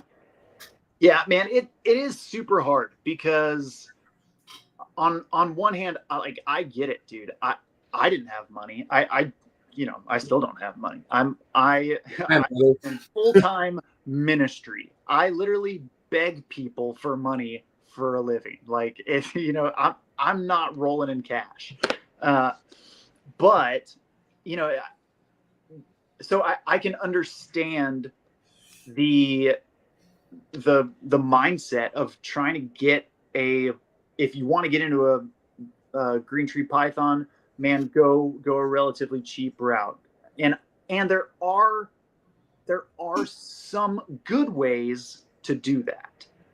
You know, guys like Gary Shavino, dude, he puts on some awesome green trees for great prices. I'm not saying they're low prices. But good luck. You need to be following Gary like, dude, white on rice. You got to be on that dude's butt, man, because they're gone. I mean, especially if it's on the YouTube video. After you finish that video, what I normally do, if it's something I hear and I really want, I pause the video and I hit him up immediately. Don't even finish the YouTube video, man. No offense, I love you, Gary, but and they're not. They don't go that fast because they're the highest quality. They're the craziest stuff.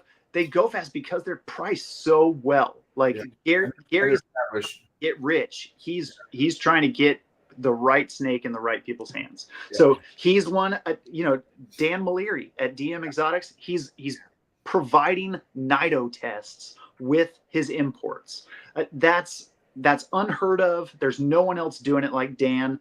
And I think that's a great way to get a relatively inexpensive chondro for your first thing or for a locality project or something. So there's ways to do it, but man, if you ultimately want designer chondros, if you want high black, high blue, high yellow, you know, whatever, and you have your eyes on something, man, I just don't think there's a lot of sense in, you know, just not getting what you want, you know, like live life. if you see something you want, man, you have one life. Reach out to that breeder, and if they're out of your price range, say, man, that's out of my price range. Do you know anybody else that's working with stuff similar to you or that looks like it, or where would you suggest I go? Like, man, I'll tell you, the snakes in the green tree hobby are unlike anything else. Like, man, they are the best. Yeah. But the people in the green tree hobby, they are top tier people. Like, man, and the large majority wants to help people when they reach out. And so, one, don't come across as a jerk. Two, reach out and use full sentences and ask the right questions and, you know, whatever. And man, you'll find full sentences. That's dude, you know, it's like I get all the messages all the time. It's like, you're like, what? yo, you got snake? What? Hey, ship to CA. Like, dude, I'm not answering that. But if you want to have a real conversation, and dude, like, I'm not the best salesman in the world. I don't try to be.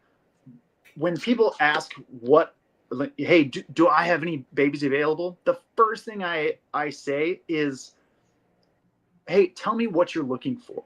Do you have in chondros? There's three things. Are you looking for a certain look? Are you looking for a certain line? Or are you looking for a certain locality? Yeah.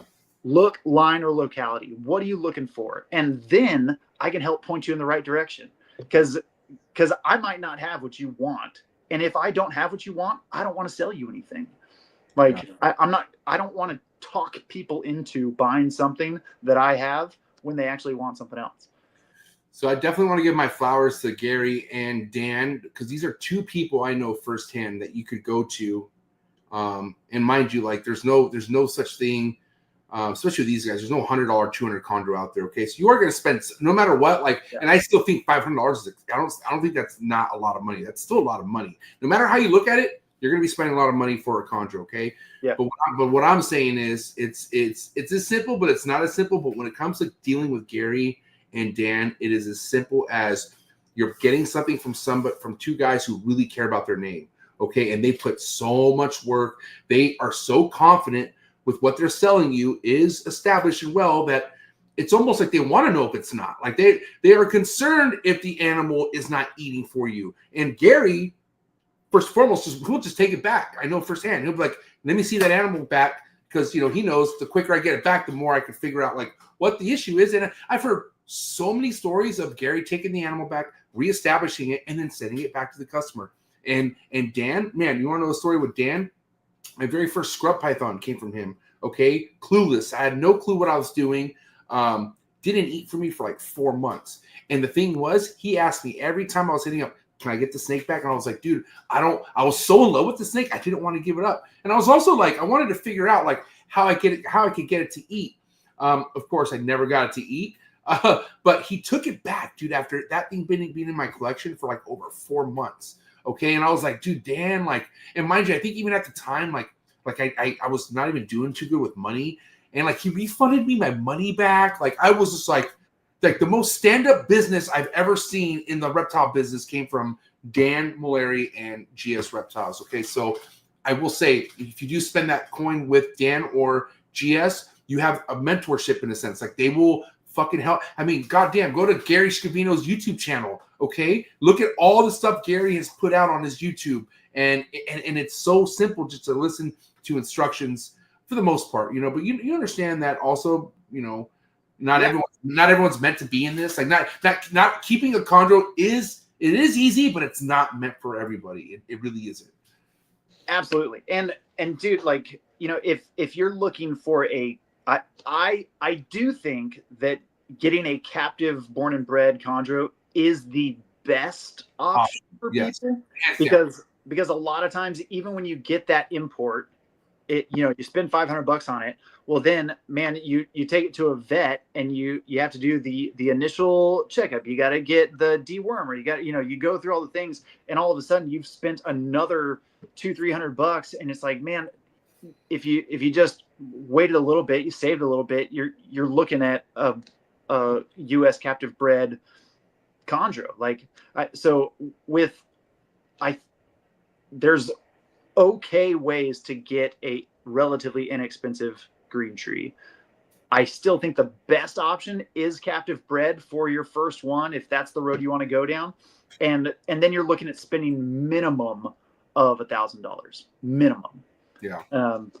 And then when you want to get into the designer, like specific looks, lines, or localities that really like show the cool stuff of what chondros have, you're probably looking more like $2,000 for a minimum. And guess what? The cage enclosure upgrades and everything else that comes along with it. This is just not a cheap hobby, guys. Like this could get up there very quick, and that's why, like, as much as the itch is great, like to like, wow, like you went from 1 chondro to 17 in 6 months. Okay, like things in your life could happen first and foremost, but also like I said, like you got to be ready to get kicked in the fucking balls, man, or in the tits, I guess, for the women. I guess just trying to be respectful, but you're gonna get kicked somewhere. I'm gonna get kicked somewhere, and I love seeing all the success people get off the first go, but like I almost want to be like, all right, just keep your cup on. That's all I gotta say. You know what I mean? But it also, like, I feel like this is the type of failure I don't want to say I live for, but you just know that, okay, you are going to figure it out if you just fucking hang in there. You know what I mean? Absolutely. I mean, you know what I've been through, Mark. You're in close hand. You know what I've been through. So yeah. Well, and like, dude, the great thing is that right now, like this day and age, man, we have so much knowledge at our fingertips. We have access to like I talked to a dude today who he's amassed a small chondro collection, and he was like, hey, can I call you and pick your brain on stuff? Can I talk to you? And I'm like, yeah, dude, let's go. And so we, like, this guy that I've never talked to before, he just calls me on the phone and we talk, and I'm telling him about the snakes that I have. And it's like, man, we have so much access to information. We have so much access to people who know more than us. And right now there's more people that are producing green trees than ever before. Like, man, you're seeing more people have success. You're seeing more bloodlines get into more people's hands. Like the playing field is getting wider, which is so cool. And so, man, I think the chondro market right now is growing at the fastest it's ever grown. And there's still room for more people. Like that's the great thing about it is, man, I could produce 100 babies in a year, and I promise I could sell just about every one of them, like, because the demand is there. It's high. And I'm not even the most in demand breeder. Like, dude, you look at guys like Bill or Sock or John Irby, like, man, those guys, I mean, freaking, if Marshall could produce 100 babies, golly, like, I mean, he has a lot. I mean, shit, he's going to be in the 40s. I think he's. Dude, I pray he is, and I'll tell you what, I'll be first knocking on his door. Like, dude, I'm scared about his prices, because this motherfucker's stuck in an era where you better come correct with Marshall. And guess what? If the numbers don't align, he'll just keep it. It's as simple as that. Yeah, absolutely. But that's the thing is, man, like, there's still so much more room for more people to get in. Yeah. And the demand is only gonna stay, because there's just not a lot. Like, so Texas is the state that Texas and Florida are the two states that produce the most. I didn't think you were going to say Florida, because I know how you are with Texas, number one. And Texas is number one, by the way. Hey, hold on. You need to not sleep on Cali either, okay? Because Cali's up and coming, first and foremost. Cali's up and coming. You don't hold a candle to how many babies are produced in Texas right now. So, but okay. I'm gonna stay quiet. But get this, like, of all the babies that were born in Texas this year, I have my pulse on just about every breeder that's keeping green trees in the state of Texas. There's almost 300 babies produced in Texas so far, like within the last year, or like what are we talking? In 2024, the 300 all year under 300. How many are Patrick's? Like 70.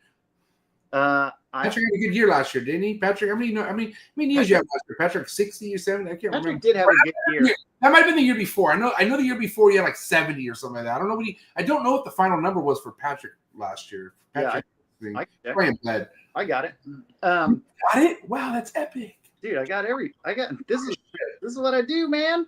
Remember I told you one of my biggest dreams one day were like for you to post me from California one day. You're like, nah, that'll never happen. But like just to kind of throw people off, like, wow, he finally did someone who's not from Texas. Like, still a very big goal of mine someday. But dude, you want to know the crazy thing that I'm so surprised that no one has done yet is like I get that the social media algorithm is different now than it was back when I started TX Chondros, but like why doesn't every state have someone that is repping their people, like for in the green tree community? Like no one has copied the model that we put out there, and it's just crazy to me. So you're just that nice of a guy, Mark.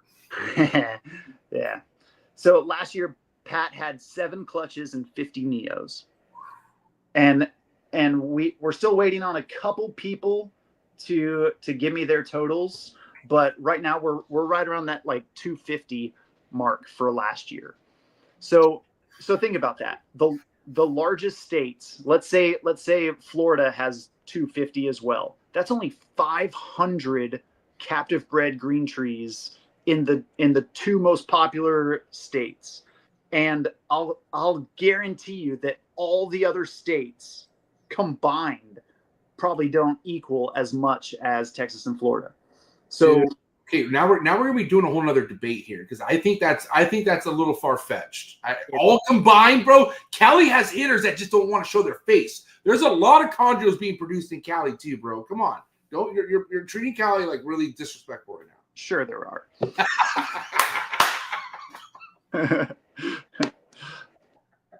Okay, so let's say there's another 1,000. Okay, so then we're still less than 2,000 captive born babies every year.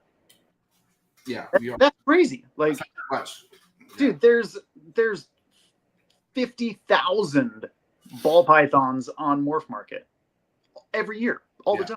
Yeah, I mean that's one thing I love that will never. I don't think the chondro game will ever get anything close to that. Like, thankfully, I think. No, and it's not going to happen because chondros are a slow burn. It's a slow project. They're not mass producible, and their cages are way bigger than ball pythons. You can't keep 100 adult chondros in a typical room. Mm-hmm. And it's just not going to happen. So, but yeah, so all that to say is the chondro market is growing, and we're not even near the ceiling. There's still so much demand from everybody. Bill takes deposits before he even has eggs on the ground. Like, dude, the guy's wild. Yeah. So all that to say is, man, if you want to get into chondros, you're not too late. Get in. If you're stoked about the species, because it's not going to get you rich. It's not going to, if anything, it's going to kick you in the throat and break your heart. But man, they're such a cool species, and they're the best. And they come in reds or yellows. So pick your flavor. Yeah.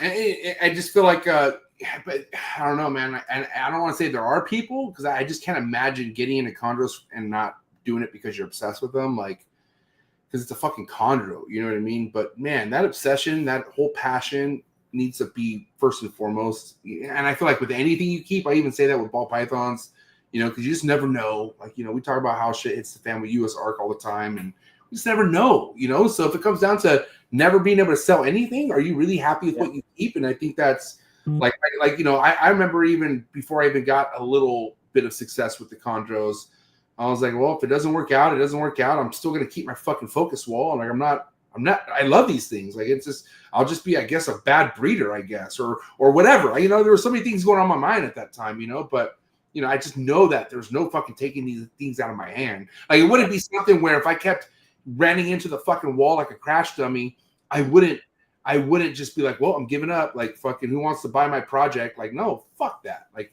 I'll just stop sharing my failures after a while. Yeah.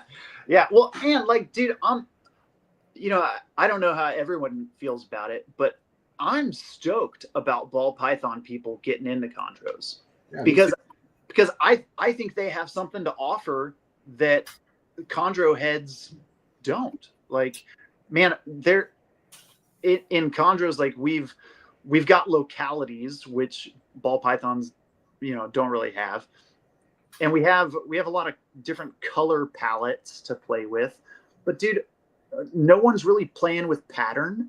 Like there's no one that's like trying to get, you know, a full striped chondro, or you know, like mixing crazy dorsal patterns, or like I think the ball python breeders are going to have a unique approach to what they're looking for, how they're building projects, how they're pairing stuff.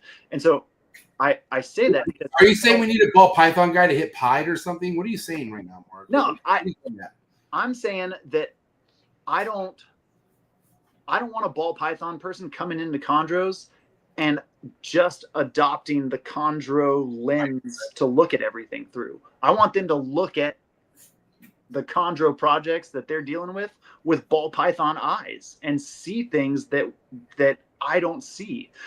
Because, man, I think there's... Dude, that's a tricky thing, Mark, because guess what?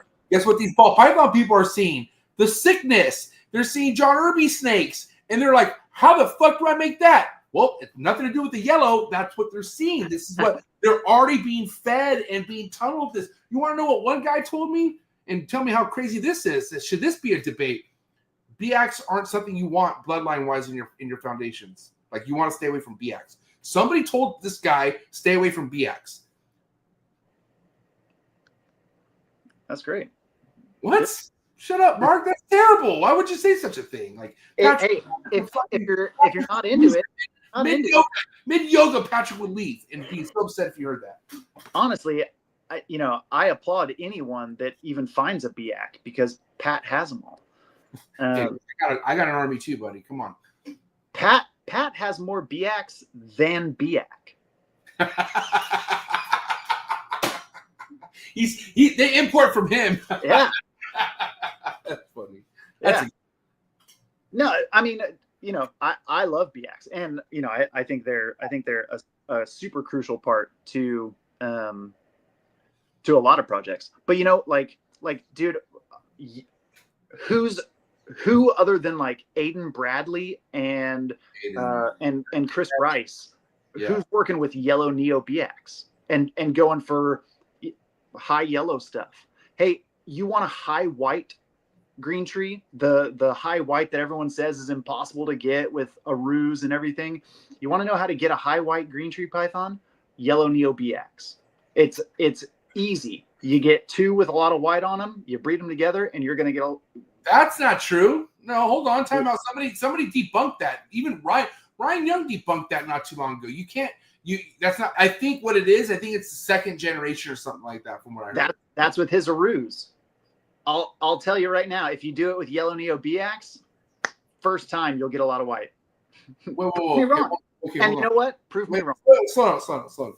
Now you're saying, okay, you're talking about yellow BX. You're saying put two yellow BX together and you make high white BX is what you're saying?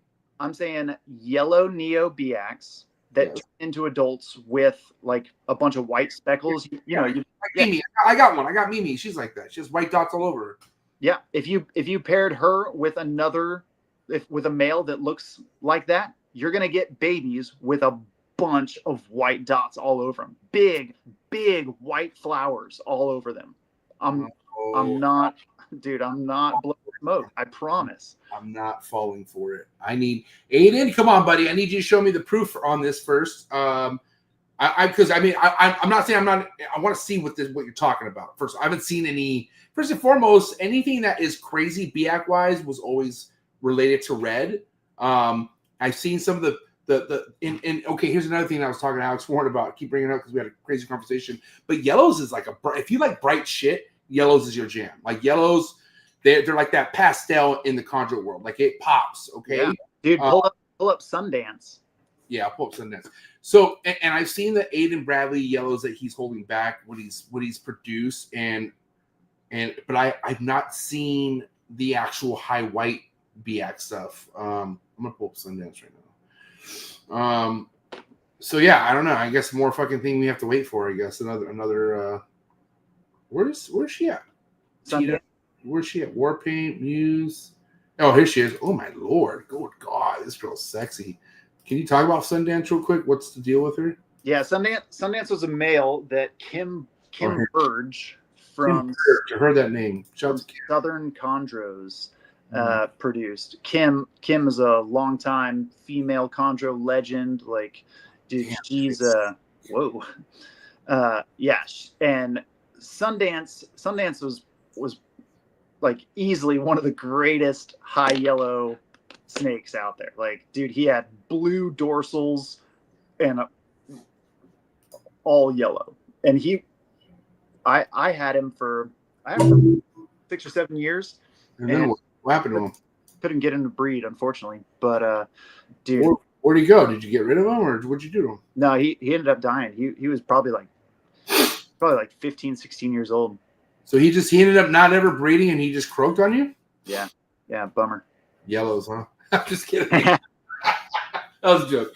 But yeah. Dude, I mean, this is a really good looking snake, though. Yeah, and here's another thing too, right, Mark? Like, even if you do something right, you know, like you do everything, like wait, be patient. Like, dude, nothing's guaranteed. Like, you could get something you waited years for to breed, and it could still not do anything for you. You know what I mean?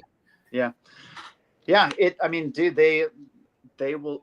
Chondros love to prove you wrong. Is really what they're trying to do. But yeah, so if you want the brightest yellow out there, you're gonna get it with yellow Neos. And a high yellow animal from a red Neo, they're still fantastic. They look amazing, but they're yellow most of the time. It is a little more like it's a hint of orange in it. It's got a hint of gold in it, where it's not that like highlighter pop. It's just different. Yeah, I mean, and you're right. But I will say I've been confused. I've been confused sometimes. Go ahead. That was Jack's brother. Jack. Oh, Jack. Oh, this is Jack. So my Jack, that's his brother, and John Leckie has that male. That's a Rob Worrell. Oh, Rob Worrell. That's what that is. Yeah, Rob Worrell production. So Jack was really the only snake in his clutch that went melanistic. Most of the other ones went high yellow, and that is Jack's brother that John Leckie has, and has produced so many incredible high yellow animals from it. Yeah. I mean, it's electric, dude. Really is. I don't know, man. But let me ask you. We didn't talk much about the king line, and that's like, I feel like that's one thing that's yet to come to this, like to the forefront. And I'm wondering how you would work something like the king line with everything that you have going. Like, would you avoid putting anything black into the king line, or would you want to put something melanistic or something black into it, like something like this that's so bright and already on that vibrant tip? Dude, that snake's hard to look at. Like, this is nuts. You're staring at the sun right there. This is crazy. This yeah, is so you can't, this is so crazy. Yeah. Yeah. So that's a picture from Trias Reptiles, TRIAS Reptiles. Is that here or is that somewhere else? That's in Europe. So the king line is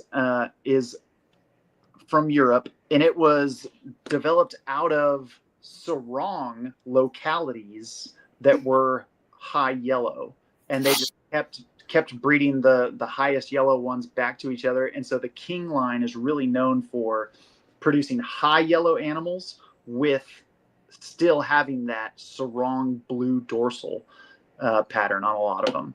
And man, for me, I would love to throw melanism into that mix to chase the Matt Morris project, the dream that Matt Morris always had.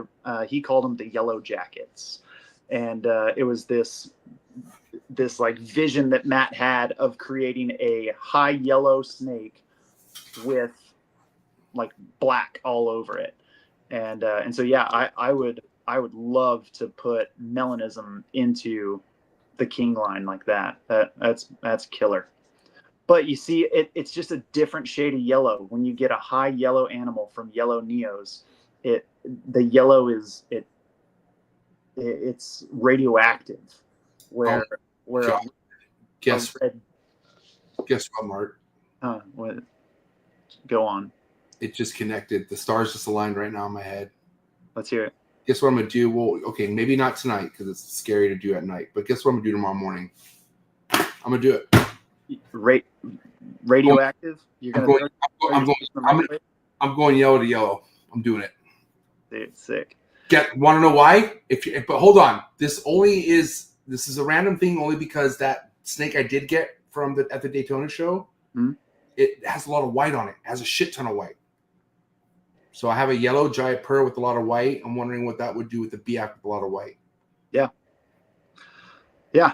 I will tell you that I don't know what the giant pearl white, does generations down, but I'll tell you that if you have a Biak, a yellow neo Biak with a lot of white, its offspring, even if you pair it with something that doesn't have a lot of white, its offspring will have some big white flowers on it, probably less than it does. If you put it with something that does have white, it's going to have a lot of white on it. And for instance, like, where do you lay with like the white in your yellows? Like, I mean, a lot of stuff that we looked at didn't have much white going on with it. Yeah.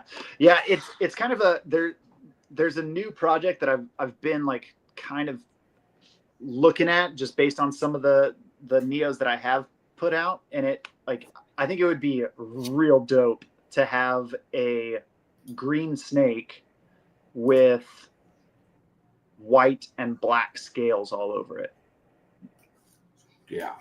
So I have one that's like the beginning stages of it. I didn't send you any pictures of it, but it was I paired Jack, my melanistic male, to a yellow neo Biak with a lot of white, and I got this snake that has white scales and black scales on it. And so my thought is man, if I can produce another one of those and just keep increasing the amount of white scales and black scales, soon I'll have a salt and pepper chondro. And that's salt and pepper. That would be sick. That's killer, right? Yeah, I mean, can't deny any of this. That's what I'm saying. Like, I hope people didn't think I came into this even though I did lay it on thick, but can't argue any of this talk. You know what I mean? And that's like the biggest thing, like even what Alex Warren was saying, it's with the yellow neo projects, it's just untapped. We just need more people to get on board with it and start going down that road and really like own a project and say, dude, I like this look. I'm going to see it through and I'm going to get the right snakes to make it happen. Because people have been doing it with red neos for decades. So we just need people to step up and believe that it's possible with yellow neos. Take a look at that, Mark. That's hot. Who is that? One of mine? Whose is that? That's oh, Not one of mine. You Yeah. actually no, you. I definitely remember. I forgot what year it was. I mean, you have. I think back. I think one of the most craziest reds I saw in the beginning of coming in was from you. I'll forget. You had one year when you first produced a stupid dark ass red. Yeah. You know what I'm talking about, right? What year? What year was that? 20. Yeah, that was Wuhan from 2020. Yes. You go to my website, you can find it.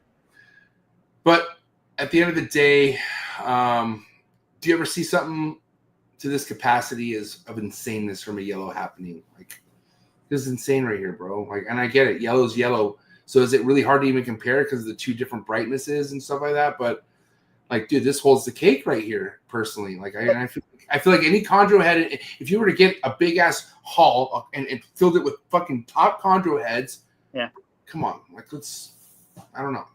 I don't disagree. Absolutely. If you put 100 chondro heads in a room and you had them vote on that versus the craziest yellow, 95% of them are going red. And my hope is that 10 years from now, maybe 70% of them would do that. And then 10 years from then, 20 years from now, maybe 50%.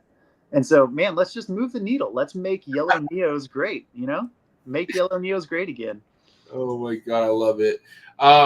Now, my wrap-up topic for you, Mark, and I know I'm starting to learn that, like, reds could take just as long as yellows with OCC. But I feel like with yellows, from my experience, like, they take so long to change. Is it for you? Is it a random across the board, or does your yellows sometimes take longer? And if they do, is there an answer to why some yellows will take a lot longer than others? Patrick says sometimes it goes down to feeding, but I feed really good, so I don't know, Yeah, so it depends on a lot of factors, and a lot of it is random. I have so the Jack bloodline, like all those animals that come from Jack, I'm not joking. I had a baby from the Muse Crow clutch this year. It hatched out, a yellow baby. It hatched out, and I was like, dude, is its head already like a little bit green? And then within a month, it had started changing green. So some of the bloodlines, the like a lot of the Rob Worrell stuff, the Black Pearl, the Baby Doll, the that type of bloodlines, a lot of those neos start changing real early, like when they're still tiny, and you're like, dude, that snake's already green. And some other bloodlines, like the Calico baby that you have, that's a Calico outcross to a Lyra, and it's still yellow. And dude, I don't know, maybe it'll stay yellow, who knows. That'd be nuts. I love it, man. Hey, here's the thing. This is something that I threw up on the NVF like decades ago, and it's something that I've always thought about. But what if, like, this is what someone needs to build a project on? What if you bred two animals together that held on to their neonate color for as long as they could? So you took the one that waited until it was 4 years old to change, and you bred it to another one that waited till it was 4 years old to change. Would you, like, what if, red or yellow, okay? What if you got a chondro that ended up prolonging that color change, and now you have a 4, 5, 6. That's where I feel like yellow's ahead, because we have that from yellows. We have yellows. Well, we have even reds that could do that. I'm staring at one right now. So we know what it's like to see an adult all yellow snake, okay? And it's memorizing. I love it. But where can we see an all red snake at that stage? Totally. You're right. What if we could push it to that bar? You know what I mean? What if you created a project based on prolonging the neonate color change? Is that kind of fucked up, though? Are we doing something evil? I mean, it's fucking with science here. You know what I mean? I'm not saying it would work. Yeah. I'm saying I want someone to try it because you know what? It might work. Like, it's just genes, it's colors, it's certain hormones that are released at certain times. And man, is it possible? Absolutely. You got a ball python breeder that just went bingo, like fucking yes, that is going to be my project. Yeah. His heads. Bring it on, dude. Bring it on. Let's do it.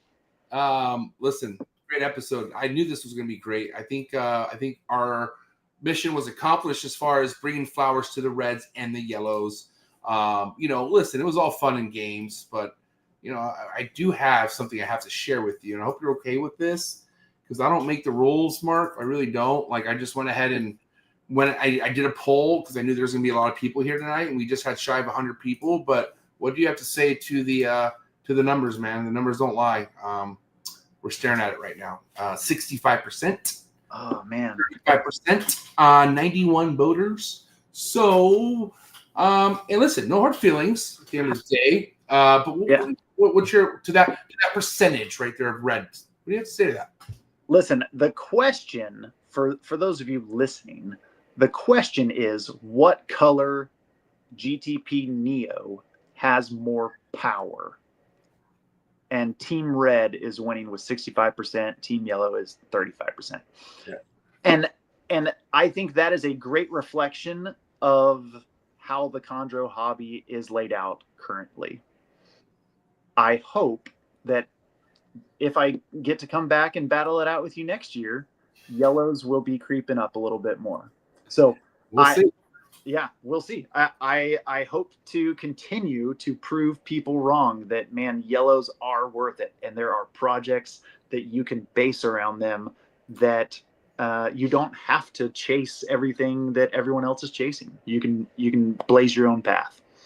And I actually encourage that as well, man. Chasing is something where, and it's so easy not to chase in a sense within the chondro world because look at all the options, right? So yeah, I think this yearly one-on-one needs to happen. We're going to do this 2026, mid-January. We'll look at the statistics yet again. This is going to be saved. That screenshot's going into my files. Never going to delete it. It's already taken. No matter if you change your votes right now because you feel bad, it's too late. It's already captured. It's done. Okay, so it's set in stone. This was a great episode for people to make sure that they're all over your stuff, Mark. I know I shouted you out not too long ago, but why don't you just say it for the record? Where can people check you out? Where's the best place to contact you, etc.? Yeah, so if you want to contact me, if you want to get in touch with me, if you want to chat it up, talk snakes, everything, the best place is through Instagram, TX Chondros on Instagram, and I say it every time. If I don't tell me what you're looking for, and if I don't have it, I'll tell you who does. Like, chances are I'm connected with the people who are working with what you're looking for. So help me help you. That's the deal. And then I just updated my website, texaschondros.com. If you go there, you can check out the current pairings that I have going. One, I have eggs in the incubator already. Another, the female should ovulate any day now. And then I put in the full history of my past clutches that you can look at and check out and all that stuff as well. So and you can contact me through that. If you hit the contact tab, you can send me an email and I'll get to it when I can. So that's pretty straightforward and simple, right? Pretty much in a sense, but man, reds did really good tonight. So did yellows. All right, we had a good time. I had fun, and it's always a fun time. Mark, can't wait to see you again in person. I'm definitely going to Dallas in March, so maybe we can link up. Absolutely, dude. You need to come see the new snake room. You gotta come see the digs. Yeah, I because it's always like Bills, and I never have time for anything else. But March, since Bill's not throwing a huge party in March, I get to go mingle and go check out Texas more. And I love coming home. I love coming home, buddy. Hey, and I'll tell you this right now. Bill lives on the wrong side of DFW for Mexican food. Bro, it's all Tex-Mex where Bill lives, strictly. Dude, I live in the place for Mexican food. I got you. Okay, hold on. And before I let you go, I'm you're trying to raise the bar for yellows. I try to raise the bar for Trap Fest every year. Oh, I want the best Trap Fest ever. So what do I got to do to get Mark Heger out to Trap Fest to meet all the trappers, and then for me to get you these VIP taco wristband tour, and take you to all my spots? We eat like kings. What do I got to do? That sounds great. Produce a yellow Neo, and then we'll talk. God. All right, I'm pairing them up. Guys, Mark Heger, seriously one of the best. Mark, you're such a good guy, man. You definitely throughout the years encouraged me, like just talking to you one-on-one at Bill's, like you give me such a good vibe to want to be a better person, okay? And I want to say thank you for everything that you do, your positivity throughout the entire Chondro community, man. You're definitely an inspiration. And I cannot wait to have you back on All in the Tree Tuesday with Marshall and Bill, and we just chop it up more, my man, you know? Absolutely. I would love that, man. It's always an honor. Thanks so much for everything you do, man. You've built something special, and for me to be able to come on and talk about it and support it, like, dude, I love being a Trap Talk supporter. It has helped me. It has it's paid off. Like I'm in, bro. So love you, man. Thank you. Yeah, thank you. All right, so you guys, Texas Chondros, you guys know to find all the links in the description below. But give it up, it's a wrap for the king of yellow neonates, Mark Heger, ladies and gentlemen. The king. Thank you, Mark. Have a good night, bro. See ya. Peace. Good episode. I don't know. What do you guys think? What do you think? Did I hang in there? Did Mark fucking wipe the floor with me? Can you drop a comment in the comment section? And also, guys, listen, I know there's only 50 in here now, but we had well over 80 people tapped in. Get the likes up. Before you dip out, don't be one of those people who do not hit the like button, even when you like the episode. Like it. All right? Free feature. Show some love. All right? And again, in the comment section, reds or yellows, man. Where does your heart lay? All right? Is it like me where you need both, but you're more red?